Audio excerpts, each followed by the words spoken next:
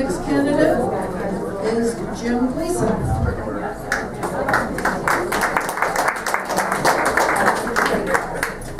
Thank you very much, Ginger. Thanks to all the Republican clubs that are hosting this event tonight, and Karen Hoffman especially. It's great to see so many familiar faces here, and I want to tell you a little bit about my vision tonight, about being chairman of BREC. First of all, I'll tell you a little bit about my background. Of course, many of you probably know I ran for public office twice. I've been successful at it. I am a member of several clubs, several Republican clubs. I'm a member of the Tamarack Margate Republican Club. I'm a member of Coral Springs Parkland Republican Club. I'm a direct committee man of Precinct E30, of course. I'm also past vice president of the Republican Business Network and past networking chair of Republican Business Network.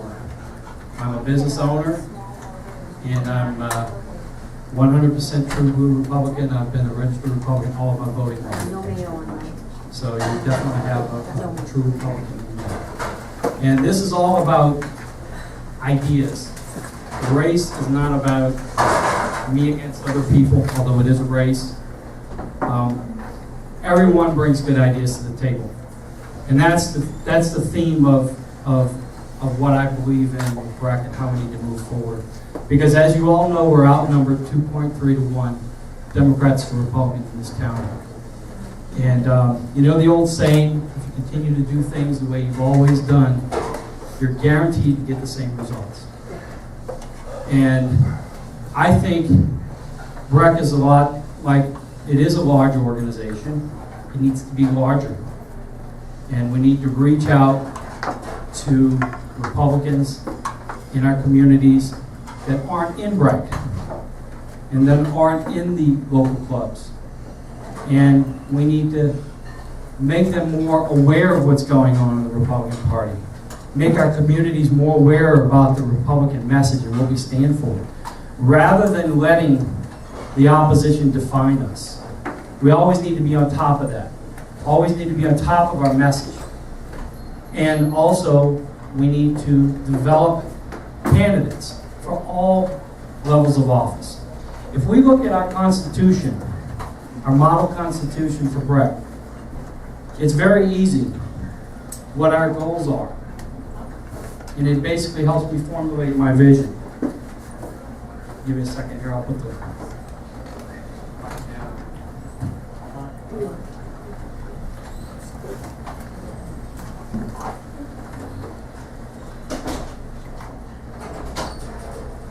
One of them is to elect qualified Republicans. First of all, we have to find qualified Republicans. And how are we going to do that? We really depend upon our local clubs. Our local clubs and the interaction between BREC and our local clubs in two ways helps to identify candidates, the emerging candidates, those who are thinking about running for office as Republicans. So they work hand in hand together to identify and train candidates and vet candidates. Foster loyalty to the Republican Party. These are all our Constitution. This is not new. This is in our Constitution is BREC. Foster loyalty to the Republican Party. Well, how do we do that? We have to create trust. We have to create trust through transparency, open communication, two ways, so that everyone knows the message and the mission of what's going on at all times. Because if there's no trust, there's no transparency, there's no loyalty. And if people understand you're going to be there when you need them, and you can understand that they'll be there when you need them, then it fosters loyalty in the party. 3, promote informed electorate through political education. A lot of people don't even know what BREC is. They don't even know there are local Republican clubs. So, again, it's all about outreach to the community, beyond just us. Beyond just us. We who are Republicans and active Republicans, we have to reach out to our neighbors, to our business owners, to the people that we work with, our co-workers, and let them know about the message and what's available to them. Because a lot of people do want to get out and be active in the Republican Party, Republicans, but they don't even know we exist. And we have to promote an informed electorate, and that's through, again, education about our message. Don't let the opposition define us. Don't let the opposition define our candidates, because we have all good candidates when they get to running for office, general election. Increase the Republican registration. We need to reach out to the people that are thinking about becoming new citizens. We need to reach out to them and educate them about the party, what we stand for. You know, give them the option. Let them understand, that the media is going to tell them, or the opposition is going to tell them what Republicans stand for. And it's not going to be what we want them to hear for sure. So we need to reach out to those people. Reach out to the young ones. Leverage our young Republicans so that our kids in school, as they're growing up in school, when they become voting age, that they understand what it is to become a Republican. They understand our message. So it's all about our future. It's their future. So we're leveraging what they do to grow new members, to grow young members, to appeal more and more to the younger generation. Seek qualified Republicans to become candidates at all levels. Our local clubs will know the candidates better at the local level. So again, it's all about vetting. It's getting the candidates in. It's understanding who's going to become candidates. It's making sure that they are aware of the campaign financing laws. Because you want to know how many times I've run across people, Republican and Democrat, that run for office that don't know basic campaign financing laws at state, local, federal level. And it's just amazing to me that we have that, and we need to recruit qualified candidates. Need to promote election of all Republican candidates in the general election. Once they've gone beyond the primaries, they're going for the general election. So we need to promote the election of as many of them as possible. I looked at the campaign financing for all of the state offices in Broward County and the sheriff's office. And do you know out of all the races that the total contributions, 95% of them, of those total contributions taken in, were taken in by 3 candidates. And of course, they're popular candidates. But how is that going to promote new candidates and more Republican candidates at the local level and the state level? We have to make the donors aware of our candidates all across the board. We have to make our communities aware. Who are the guys running for state representative? Who are the ladies running for city commission? We need to make them aware. And again, how do you do this? You do it through community outreach.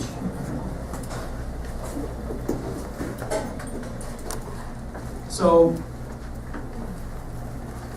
I think you can get the point, is that we can all do more. It's about vision. It's not about my ideas are better than anyone's ideas. It's about all of our ideas collectively. And I think that the best way to do this is to, if you look at the opposition, has anyone looked at our website, Language of Record? Okay. Did you happen to notice that it says you can find out about our platform? Yeah. This is a snapshot of the website today. If you look real closely, it says 2008 Republican platform. Okay? That's unacceptable. We have to leverage technology. And I don't mean technology in the way of a website, Facebook. Those are all tools to use. But if you have some time, Google Project Narwhal, and you'll find out about how the Democrats in 2008 and again in 2012 successfully leveraged technology and not only knew where the voters and the donors were, but knew what motivated the voter to go out to the polls. Very sophisticated operation. And I'm not saying only Broward County is going to be able to do this. Not my purse. Well, what I'm saying is we have to think strategically now. I'm being told to shut up, so. Anyway. I think that's a stretch. Okay, we have 4 questions for you Okay. that are the same questions that will be asked of every candidate, and then we'll open it to the floor for additional questions. Jim, what qualities do you have compared to the other 3 candidates that would make you the best chair of BREC? Well, I think I have a vision. I don't know what the other candidates, what they're running on. I'm just throwing my ideas out there. What I think qualifies me to become chairman of BREC is I have run for public office, so I know what it's like. I have volunteered on other candidates' committees, so I know what that's like. I've been a member of BREC now since 2010. I've been a member of several Republican clubs. I've been on boards before. And I have a vision. I'm not just looking to use it as a stepping stone to run for office. I've already done that before. So I am hoping to make a difference and to pull everybody together and help them make a difference and help grow our membership and help grow our outreach to communities, help grow the number of Republicans, and help get more Republicans elected. That is my sole reason for running. What plans will you put into place to make sure that we do not have the election results we had in 2012? Well, one of the things is I plan to have, I'm a big stickler on campaign financing laws. And I was out in the last election, and I saw, some of the things I saw, I just could not believe. And it was just blatant violations of the election law. And the thing is, I think what we need to do is we need to have Election Central. We need to have a more robust poll watching effort going on. We need to report violations. We need to get behind them. You know, because if you don't hold the other side accountable to the election, they're going to continue to push it more and more and more. And you know, you lose the race to fraud. And vote buying and vote selling and things like that, you lose votes that way. And you try to level the playing field as much as you can. So that's a couple there. How would you raise money for BREC operations and to support candidates? I think we need to raise money by making all the donors out there. If you look at most of the Democratic candidates out there, it is a well-oiled machine for sure. If you look at every state and county and the sheriff, and if you look at them across the board, they know how to raise the money. And there's a lot of commonalities between that. I've done a lot of analysis on the commonalities between those campaign reports. And we need to put that to work. Because every candidate, if you look at most of the, not every candidate, most of the candidates on the state level, and you will find that most of the Democratic candidates raised above 125,000. And most of the Republican candidates raised about 5,000. And maybe it's because of awareness. I think that is the problem. That is one part of the problem. The other one is, well, first of all, they're not aware of the candidate. But second of all, candidates don't know how to raise money. And I can also attest to that. I wasn't too smart about raising money either. You find those out by the school of hard knocks. I'm always learning about that. But the opposition was very good at it. And I think we can take a page out of that book. How would your board differ from past boards, and what positions would you add to the board?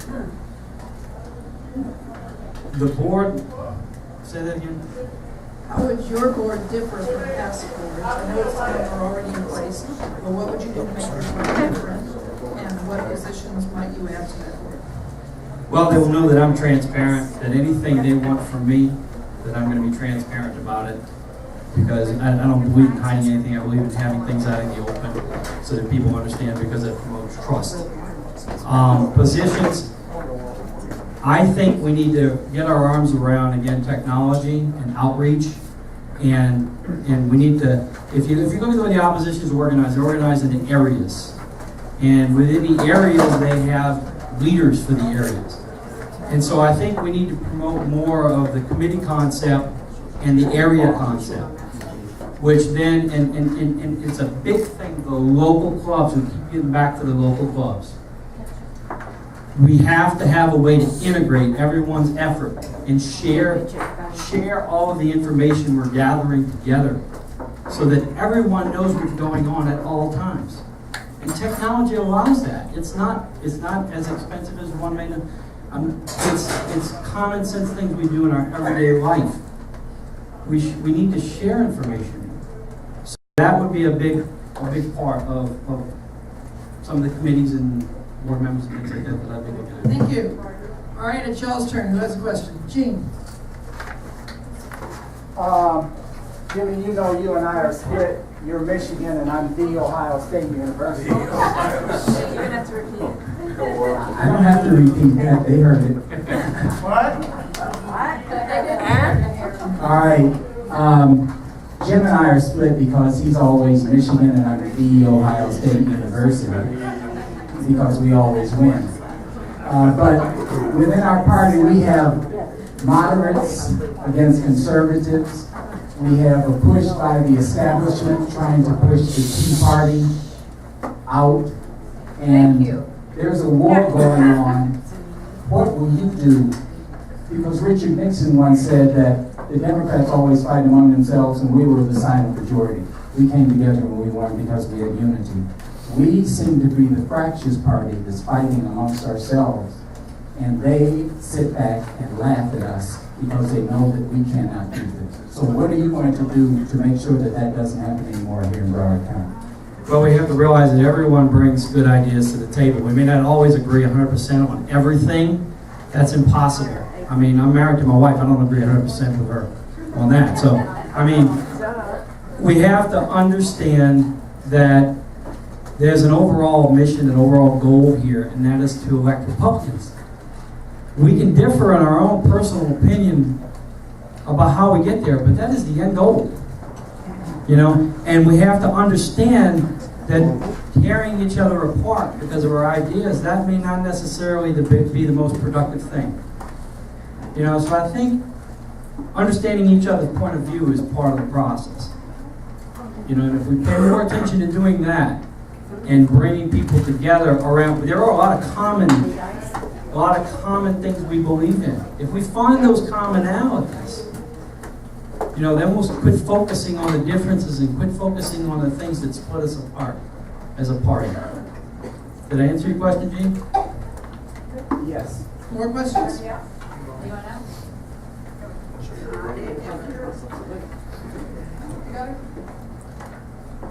If you're very busy with a lot of other things that you're doing, are you going to be able to keep the headquarters open and going? How many meetings are you going to have every other month? Are you going to have meetings every month? And the list. They're too old. We go through that every time we're doing an armed precinct. What we need to get rid of the ones that Right. I don't believe in meetings every other month. I don't know if anybody noticed, but we're kind of outnumbered and we're behind. Right now, if you look at the state website for all the candidates for state senate, state house, they're filling the field for Congress and, you know, on down. I mean, all the Democrats have got their candidates lined up. They've already filled most of the slots. What are we doing? You know, where are our candidates coming from? Do we hear names of candidates out there? You know, so I don't think we have the luxury of waiting until every other month. You know, we have a big election coming up in 2014. We have a lot of city elections going on that just happened yesterday. You know, and there's no time to rest here. Just because the presidential election just passed, you know, we have a midterm election coming up. We have to identify the candidates. That takes time. We have to vet the candidates. That takes time. Educate the candidates. That takes time. Educate the community. That's one of our objectives in our Constitution. How are we going to do that when we're meeting every other month? As a matter of fact, we can't even rely on every month meetings. We have to have the committees formed. We have to have the areas formed. We have to have there's a lot of work to be done. And I think just relying on showing up every other month is not going to get it done for sure. You know, we won't know who the candidates are, and we won't know how to get behind them. We won't. How are we going to do that? More questions?